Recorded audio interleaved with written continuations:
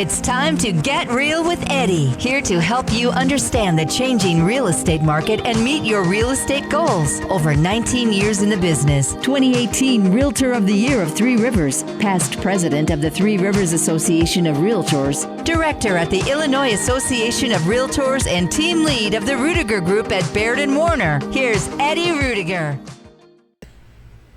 Welcome to Get Real with Eddie. It is Tuesday, and it is 12 o'clock, and we are here in studio talking real estate. None other than with me is Nancy Vallee from the Ruettiger Group at Baird Warner, and myself, Eddie Ruettiger. How are you, Eddie? I'm well. Also with Baird Warner.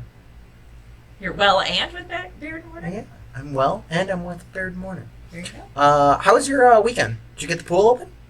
Yes, and everybody was there, and my sweetie newborn granddaughter came for her first visit to Nana's house. That's so sweet. You had to be excited. She's so cute. Oh. Yeah, nothing like new baby smell. Nothing. There's not. Someone needs to, and you can't clone that. No. There's no new baby smell candle, which I don't understand because they have fart smell candles. Yeah, but they don't have baby smell. No, they don't have baby smell and candles. And people would totally buy into baby smell candles. You just can't reproduce that that smell. It's No. the greatest thing in the world. All right. Not the new baby diaper smell, just the new baby smell. Just putting that out. No, I don't want the diaper smell again. No. We are pretty much back where we left last week. Yeah. So Yahoo News, U.S. housing market cooling as builder permits tumble, starts fall. Huh? This just makes me so frustrated because it's total malarkey. It really is.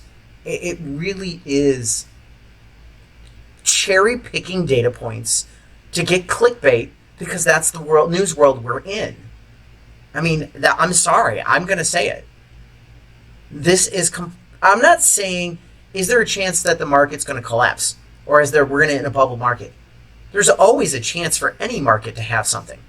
But with all the data and all the information we have in front of us, no, we are not in a bubble market. There is no bubble market coming. There is no reduction in price. I can see a reduction in the number of units for sale. A reduction in the number of units closed. But there is nothing on the horizon that is going to cause prices to fall. So that means in the short term, we're looking at more and more expensive housing because interest rates are going up. Yes. So until interest rates can go up or come back down a little bit, because I do think there's a chance we could see interest rates cool off and come down. I'm thinking 2 years. There you go. So we're going to see another refinance boom at that time. There is a chance we're going to see wage growth increase. Wage growth has been around 5%. It's just not keeping up with inflation. So you're 2.5% behind, basically. Mm-hmm. So until we can get the wage growth over the inflation number, we are going to be seeing affordability going lower. But you're not going to see a huge aspect of the housing market collapse. All right, so Washington. Back to the permits. Permits for future U.S. home building tumbled to a 5-month low in April, suggesting the housing market was slowing as rising mortgage rates contributed to reduction of affordability for entry level for first-time home buyers and first-time home buyers.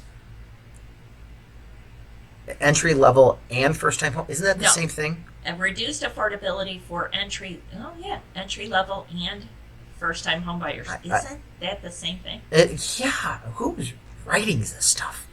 I know I am horrible with grammar and English, but you have to proofread me 5 times.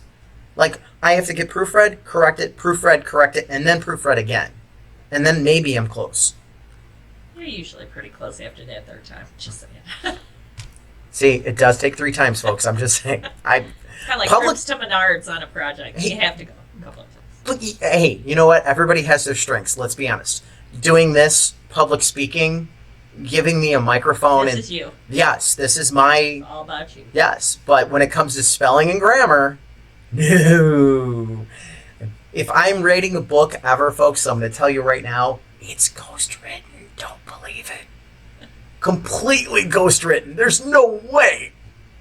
I will sit and dictate into a camera and hand it off to the writer. There you go. Which isn't a bad thing. No.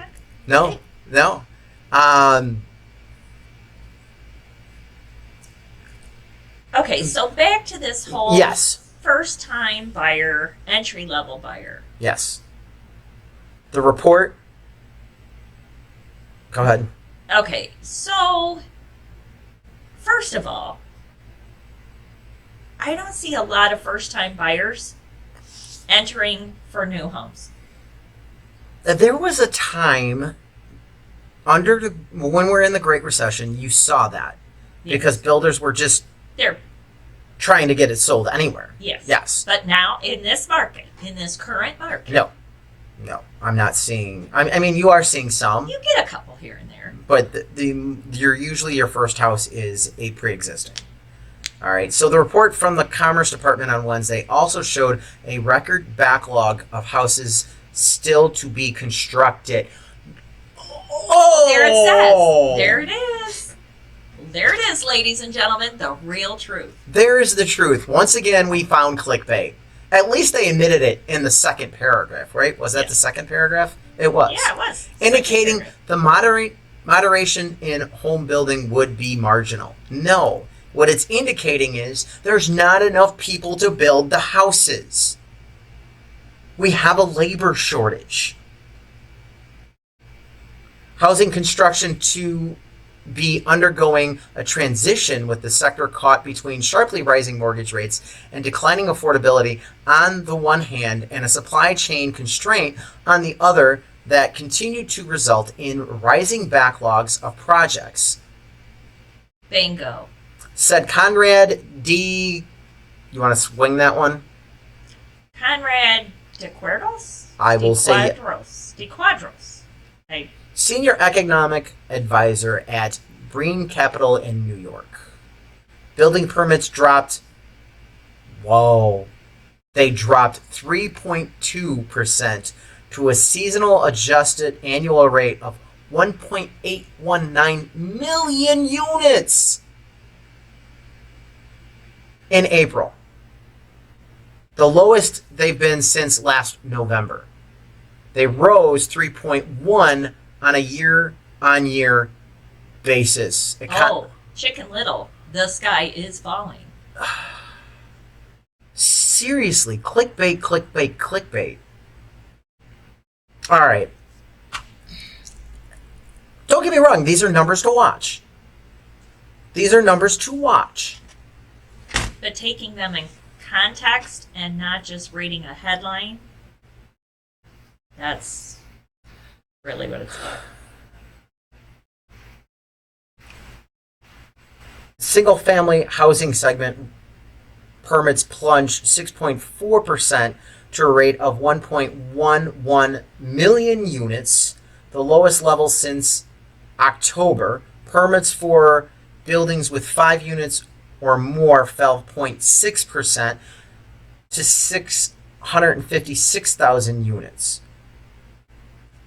30-year fixed mortgage is over 3.0 when the article is written. Oh, this is ending May 12th, the highest since July 2019, or July of 2009. Sorry.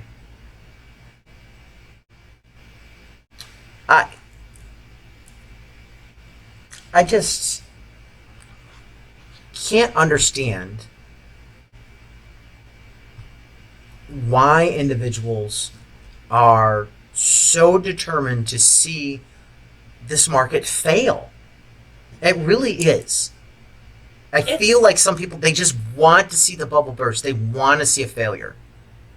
And I'm sorry, I don't see it. No, I don't know that it's they want to see it burst is that they just want to be read. It's clickbait. They want to put the most sensational information out there without regard to. Is this the old newspaper adage? Do you remember the old newspaper adage? If it bleeds, it leads. Yeah. I mean, is that what it is? I really seriously think that's what they want to put. They're writing this because they know people are going to click on these things because it's going to make them worried, freaking out, concerned. Yeah, it's sensationalism. Yes, that's a great way of looking at it. So, all right, we're going to move on and give you some actual data and actual information. What you actually need to know about the numbers of foreclosures in today's housing market. All right, so when forbearance program began, many experts were concerned it would result in a new wave of foreclosures coming to the market, as there was in the 2008 crash. Here's a look at what we're seeing. There are fewer homeowners in trouble. Today's data shows that most homeowners are exiting their forbearance plan either fully or caught up on their payments from their bank in a multiple of ways. So this is from the Mortgage Bankers Association. All right. And I think we talked about this a couple of weeks ago. I mean, we've talked about everything lately. I seem like we're really pushing and really coming back to these topics multiple times. Yeah. Just because this is where, again, we're going back to the sensationalism of these clickbait ads. We have to keep putting out actual, true information. 37% were paid in full. All right. 44.6% were workouts or repayment plans. 18.4% are still in trouble. Okay, and that was just so everybody knows out there. It was loans. This was the loans upon exiting forbearance program. Yes. So this is where they were when they exited the program. So 18.9 here, we're going to break it down even more. Made their monthly payment during the forbearance period. So almost 19% just kept making their monthly payment. They just put themselves in forbearance to protect themselves. Yes. But they kept paying their payment. 6.7% loan paid off. I'm going to say they sold the house on that 6.7. Or they might have just kept paying and literally paid it off, or it came into some kind of cash amount. Yeah. 11.4 past due payments were brought current. So 11.4%, they were past due and they brought themselves back current. Yeah, maybe they were laid off for a couple of months or 6 months shut or something. Down. Were able to shut down. Yeah. And then we're able to catch back up. All right. 29.2 did a loan deferral. So basically probably took a amount of payments and just put it at the back end. Yes. Where it's either extended their payment time frame or it's a lump sum at the back end. We don't know. Same thing with 15.4% that they did a modification of some sort. All right. 17.1 no loss mitigation plan. So they've got nothing that happened. And 1.3% did short sales or a deed in lieu of repayment plans.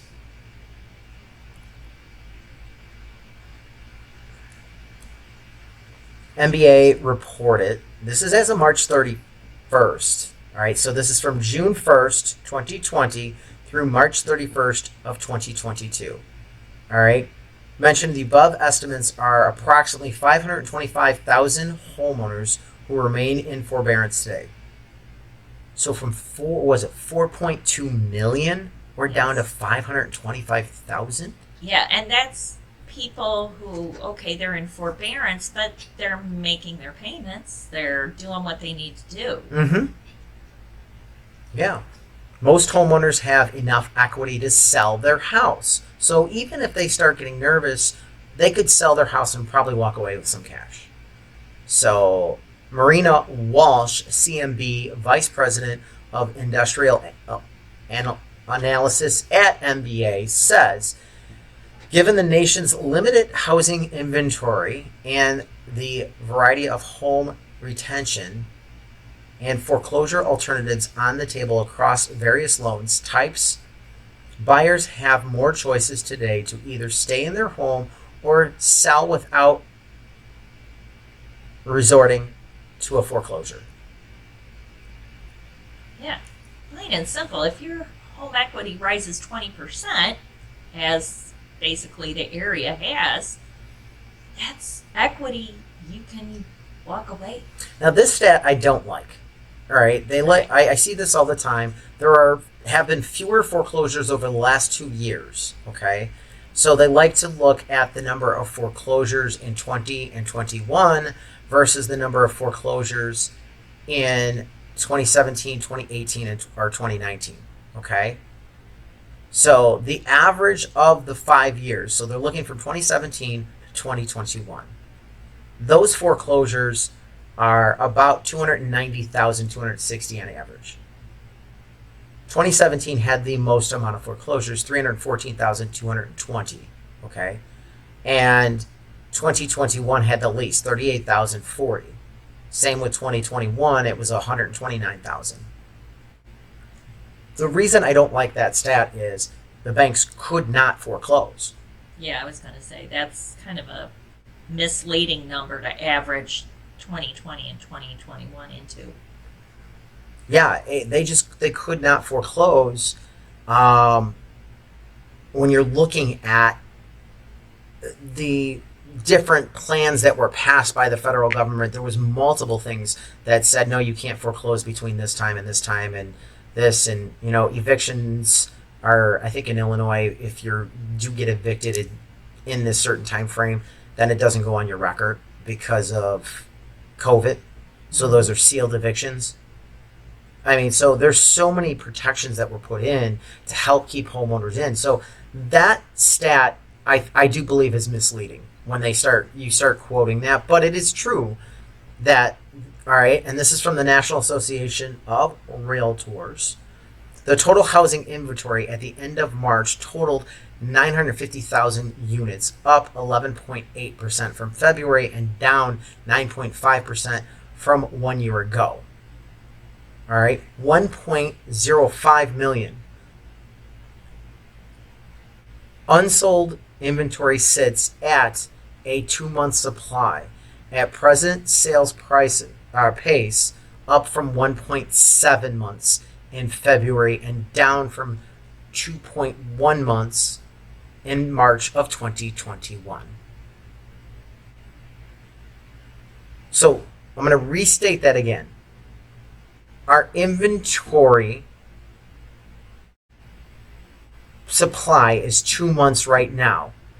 We're up from 1.7 in February, but we're down from the 2.1 in March of 2021.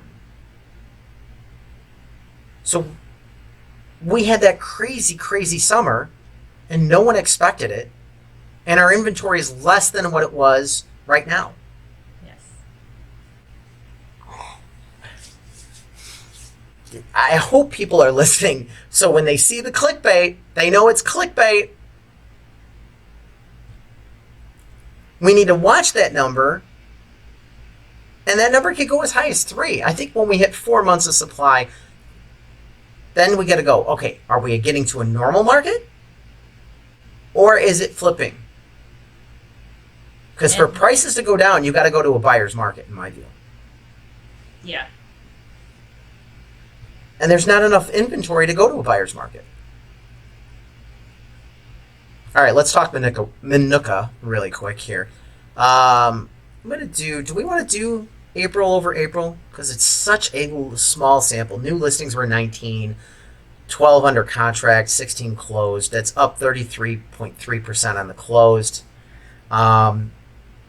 We'll look at the price. So median sales price is up 18.5% April over April, 332,500. All right, for this April. Last year was 273,050. Average sales price is 316,469, up 10.2%. Percentage of original list price received, 103.9. That's up 5.9%. Average market time, 15 days, down 31.8%. So we're seeing a month-over-month decline in the market time, which again does not support a lot of these clickbait theories that are being put out there. Inventory of homes for sale at the end of the month, 16 units, up 6.7%, which means we had one extra house. This year there was 16. Last year there was 15 units. Yeah. Again, sample size is really small. When you look at new listings of 19, our sample size is very, very small. So let's flip the script and look at the trailing 12. Trailing 12, we are down 7.7% in new listings, down 21.2% in under contract, down 26.3% in closed units. To me, that screams inventory, inventory, inventory all day long.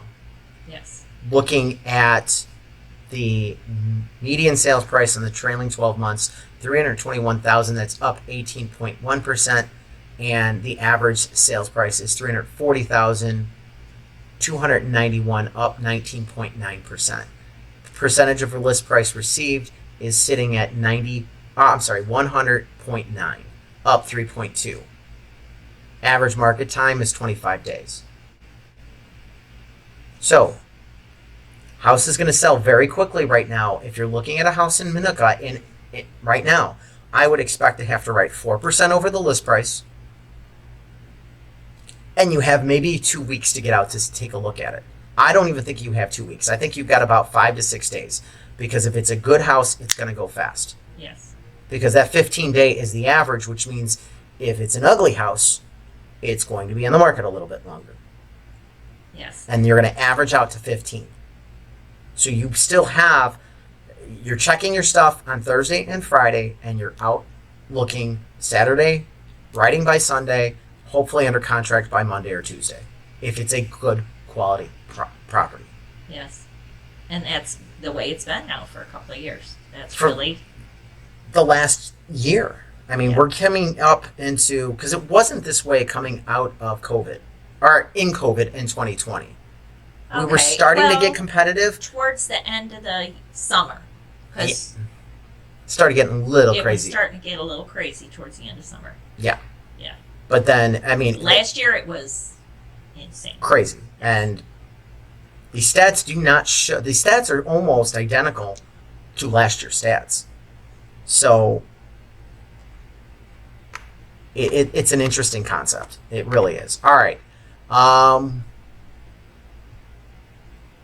When we get back after the break, should you update your house before selling it? Let's talk about that. So keep it here with Get Real with Eddie.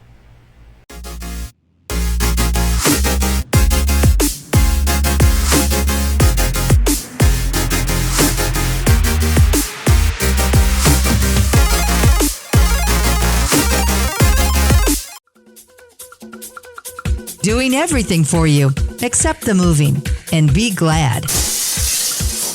It's Get Real with Eddie. Welcome back to Get Real with Eddie. Hey, if you got questions on the market, give me a call, 815-823-5478. You can also check out yourdwellings.com. You can get an automated price value right there on the site, or you can flip the script and turn around and start looking for houses right there on the site. That's yourdwellings.com, or call me at 815-823-5478 with any questions you may have. All right. Nancy, should you update before selling? Depends. My answer is always, what do diapers have to do with it?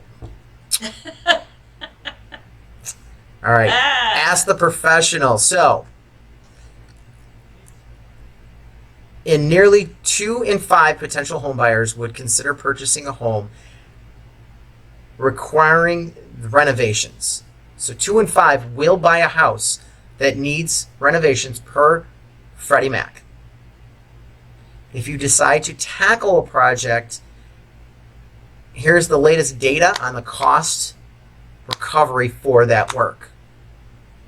All right, so if you want to remodel and do hardwood floors or refinish hardwood floors, you're going to get back 147% of your investment on refinishing hardwood floors.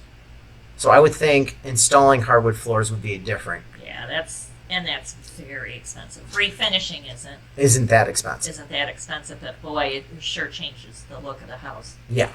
Yeah. Especially with a lot of the luxury vinyl that they have out now and their grayish colors and stuff like that. You know, It's not your grandma's vinyl. Let's put it that way. Vinyl flooring is, you really can't tell anymore. No. Some of the quality of the vinyl, you cannot tell that it's not real wood. so a roof, 100% back on your investment. Putting a new roof on, you should break even. So if it's a $20,000 roof, you should be able to raise your price $20,000. If it's a $30,000, and that makes complete sense. Totally. Because usually we go, oh, you need a new roof, and that's going to cost probably 15. We're taking 15 off our price. All day. Yeah, I agree. A garage door, 100%. I think that's a little low. I think you can get more. I think, yeah, I was just going to say, surprisingly, I think a garage door makes a bigger impact. We just had to replace our spring on our garage not too long ago, and the spring was, the cost of the springs went up dramatically, and we learned a little bit. Did not realize springs are like tires. The way that our garage door guy described them, you got a 30,000 mile tire and a 50,000 mile tire, and you're going to use this, and it's going to go, a break. The springs will break. And I'm thinking, because I've never heard of springs breaking. All right. But he goes, well, it depends on how much you go in and out the door. Yeah. And that makes sense. Yeah. And we go in and out our door a lot. We're probably in or out. That door probably goes up and down 5 to 10 times a day. That's crazy. Well, because. But you guys both come and go so much. Yeah. Jeanette always stops off at the house before she takes little man to grandma's. All right. She'll come home for lunch when she doesn't have to take him to grandma's. I'm in and out sometimes 3 to 4 times a day. Yeah. Because, let's be honest, we kind of work from home. I mean, we have the office, we have the desk space and all that at Baird Warner, but we do. So, yeah, here's the thing. A good looking garage door, I don't know. I haven't priced out doors in a while, so that would be the question. But a good looking garage door can make it. Mm-hmm. Yeah, again, it's all about curb appeal. Vinyl siding, you're going to get about 82% back. Bathroom renovation, you're going to get 71% back. Vinyl windows, so this is going to be the windows, 67%, so you're about 50% there. That surprises me. Doesn't me, because I would think it'd be a little bit more. You think that'd be 100%? Closer to 100%. Yeah, I could see that. Because windows are a big thing. Windows are a big thing. We just walked. I had two different clients walk away from a property that it needed new windows. Yeah, so I'm kind of confused at that number on Yeah. windows. I can see that. I could understand that. That is a little confusing. I wonder if you upgraded the windows, like went to casement windows instead of vinyl. Oh. Then maybe you might get a full return on your investment. I don't know.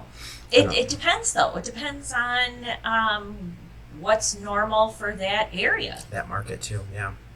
Because I wouldn't want to over-improve. Kitchen upgrade, 67%.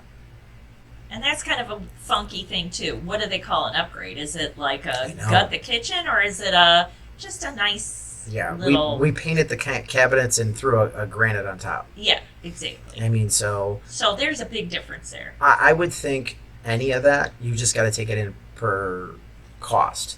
So if I'm putting in $5,000 for paint and granite, which you can do because granite's gotten so much cheaper than when I started. Yeah. I mean, I remember when I started, granite was out. It's like televisions. I mean, seriously, I can go buy. You can go buy a whole series of TVs now, and you're like paying for what you used to pay for one. Oh. Walk away with 3 or 4. So, it's an interesting aspect on this, and this is why you want to talk to your realtor. So whoever you're working with, call them up before you make a decision to do any improvements or anything. If it's not us, we get it, we understand, but if you don't have one, give us a call. We're willing to help and have these discussions. In general, I'm going to interject one thing. Mm-hmm. In general, if you're already have started an improvement, you have the products, you have your materials, you're working on it, and you've decided to move, I would finish that improvement. Yes. Don't leave it half No. done. If you can at all, sometimes you got to go. Because there's emergencies. Well, buyers But- overestimate the cost. Way overestimate. Yes. So if it's half done and you have the wherewithal to finish it, Mhm. finish it. That's my big thing.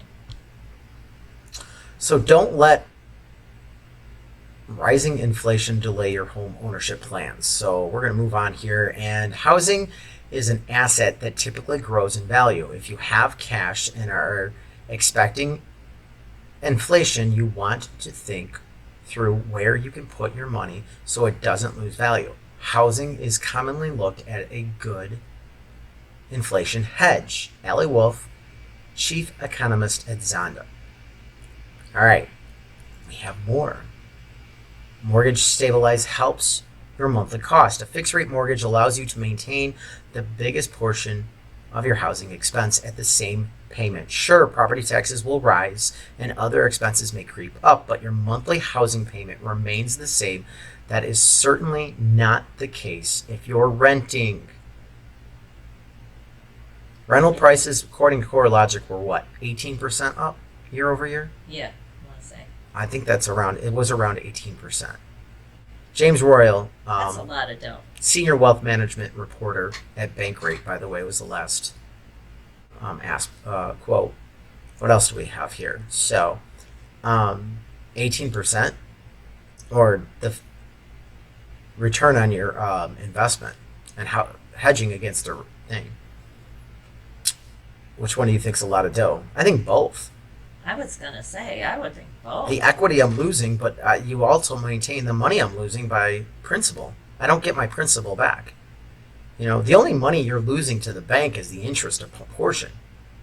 Yeah. And if you're smart about how you pay it back, you're minimalizing that too. Yeah. Extra payment. One extra payment a year minimum. You have to make that extra payment. You'll cut better than 7 years off that mortgage. Compounding interest is your friend.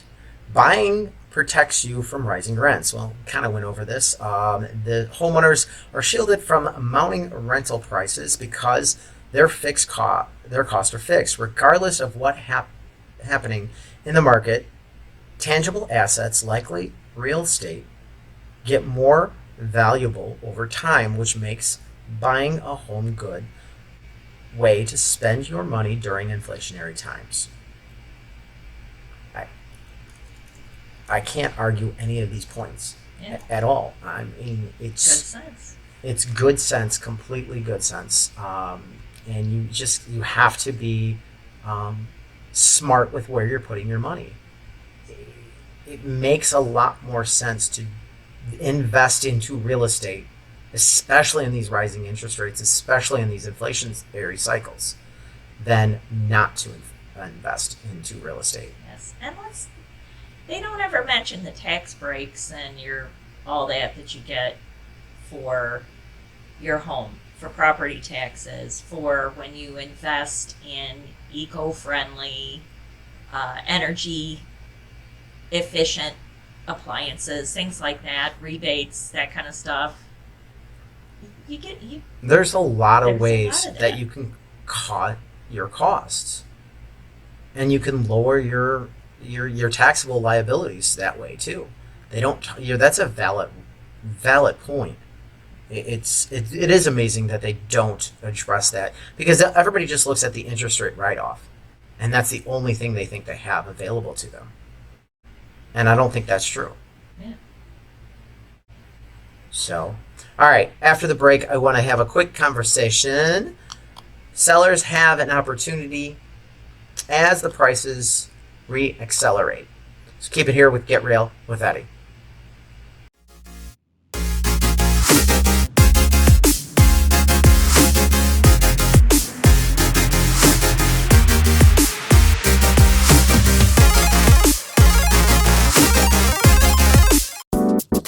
It's Get Real with Eddie, where everyone deserves the opportunity of home. Welcome back to Get Real with Eddie. Hey, if you got questions on the market, give Nancy a call. Nancy, what's the best number to reach you at? You can call me at 815-545-1162. So, I think prices are accelerating. And we talked about having, kind of some decade charts about the prices going up. They don't have that decade chart here. Do we? Hold on. I think maybe we do it. No, not in this one. I know one of the articles I saw had it. Might be next week's show. But there's a lot of opportunity for you to downsize, retire, do so many different things. As mortgage rates start to rise this year, many home buyers begin to wonder if the value of their home would fall. Here's a good news. Historically, when mortgage rates rise by a percentage point or more, home values continue to appreciate. Which we are seeing. According to data from CoreLogic, home price appreciation has been reaccelerating since November. The graph shows the increase in home prices in the green. So January, year over year appreciation was about, and this is January 2021, was about 10%. All right. Pretty good. April, we went to 13% of 2021. Had a big jump in May, 15.4, 17.2 in June. July, August, September, October, all around 18%. August was 18.1. November was 18.1. December, 18.5. January was 19.1 on the price acceleration. February, 20% year over year. March, 20.9. We just read Manuka's, and they were at 18.5. Yeah, on the year over year. On year over year on the median sales price. So I don't get, again, where the clickbait, I think that's going to be our new term for the year is clickbait, clickbait, clickbait. I like that they said re-accelerate. I never saw anything go down. Well, that's the thing. But it's starting to go back up even more. That's where they're coming in with the re-accelerate. Yeah. We thought it plateaued at 18. Oh, no, wait. We can go higher. There's more. But wait, there's more. And it's like, okay, this is not a bubble market. And that's where a lot of people want to say it's a bubble market. Is that that acceleration, because it sharps up, from in a year, we went from 10% to 20 January over January. Yeah, almost. January was 19.1%. So almost 10% increase. Yeah. So that sharp turn on the charts, that acceleration, if it goes up sharp, it has to come down sharp. No, it doesn't. No, it doesn't. Because they even say, I just read it in there, they even say it's because of supply and demand. Mm-hmm. Largely due to ongoing imbalances in supply and demand. Mm-hmm. Selma Hepp, Deputy Chief Economist at CoreLogic, explains home price growth continued to gain speed in early spring as eager buyers tried to get in front of mortgage rates surge. And that's where I think people don't understand. Well, the number of applications for mortgages were down. Well, yeah, how many number of applications were being carried over from the months before? Mm-hmm. Yes, some people aren't going to take a swing at the ball right now, and they're going to wait. Well, we've talked about this. We're on boat, 5, I think? Yeah. They're going to miss this boat, Yeah. And then they're going to try for boat 7 and be upset and griping, well, why didn't I get what they had at boat 5? Because you waited. Yes. Get on the boat now, because I don't see anything that is showing prices going down. Yeah. But I understand by the same token, I understand people being nervous.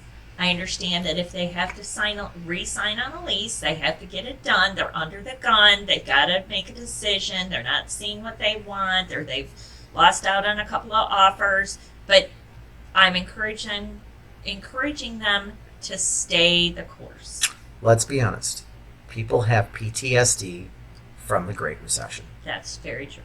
They are scared they're going to buy, and next thing you know, it's going to cut in half. There are houses I sold in 2010 and neighborhoods that by 2012, they were 50% of that price. Yeah, and that is very scary. Yes. But again, the market, as it's currently being shown, is not going there. Yeah. Fortune says, and this is from a recent article, I wonder if it's the article we covered last week, the swift move up in mortgage rates doesn't mean home prices are about to crash. In fact, every major real estate firm with a public released forecast model still predicts home prices will climb further this year. Get in the boat. Get in the boat now. But this is also the same. That's the same site we read last week that was giving us 17 areas out of 392 that had a better than 40% chance of being a bubble or going down in price. So it's just work with a professional, folks. Call your realtor, the one you trust, the one that's supporting your kids' baseball, the one that's turning around and that's going to church with you, the one you know that is going to give you information and data. And if you don't have one, that's why we're here. Honestly, we want you to go to who you trust. Yes, absolutely. And if you don't have one, I hope you trust us, because we're here for that aspect. If you need a second opinion or a question, give us a call. I'm sure your broker you're working with is right on the money. And I get it. You're nervous, you're scared, and those things can happen. So, work with your broker, trust your broker. And I say broker purposely because for those that don't know, there are no real estate agents anymore in Illinois. It's broker or managing broker, basically. So call your real estate broker, and they're going to help you move forward. So, all right. So summing this all up, what does it mean? You have a great opportunity to list your home and capitalize on today's home appreciation. As prices rise, so does the value of your home, which gives you a big equity boost. Does that mean you have to sell today? No.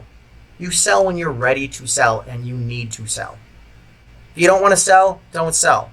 If the house is too much for you to maintain, you need to don't want to cut grass anymore, don't want to shovel snow, maybe it's time to downsize. Maybe it's time to look at a different product. Yeah. Maybe you had a baby. Yeah. Maybe your family's And growing. you need more. And you need more. I mean, life changes, and as life changes, your housing should change with it.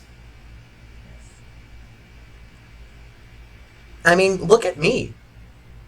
Look at you. Oh, okay, maybe you don't want to do that, but that's another story. Could you imagine if my wife looked at me like a week after we got home from the hospital, and I'm walking around the house in a walker, and she goes, "Glad we bought a ranch now, aren't you?" I mean, don't get me wrong, I laughed, and she was being a smart aleck that she is. But seriously, it was great that we had a ranch. And there's days I still go home, I'm a little tired. I can't even imagine going up and downstairs. Yeah. I mean, there's days I'm looking like I got to go get something out of the basement. I'm like, do I really want to do that right now? No. I mean, so as your life changes, your housing should change with it, whatever the case may be. So you have the power in being a homeowner. So if you're renting, make that change also, honestly. Because you get a lot more power when you're a homeowner and you're hedging against inflation and building equity. Well, and you can count on your mortgage payment being what it is for the next 30 years. Yeah, It's fixed. principal interest is fixed. It's just the taxes you got Yeah. that's going to be pushing it up. But, Your equity's going to go up as those taxes go up. taxes on average went 3 to 5% in Will County, I think, last year. Rents, I think, went up a little bit more than that. Yes, I would agree with that. And guess what? Even if the taxes go up on the rental, you're going to end up paying that. It's not going to be, the landlord's going to pass that on and raise the rent. Yes. If they're not, they already had it baked into the cake. That's why they didn't do a rental increase. So, all right, that wraps it up from Get Real with Eddie. Don't forget, check us out online anytime at getrealwitheddie.com. Thanks for listening to Get Real with Eddie. Eddie Ruettiger is a realtor at Baird Warner in Plainfield, license number 475141896. Managing broker Steve Engel. For more information on your neighborhood, call Eddie at 815-823-5478 or visit yourdwellings.com.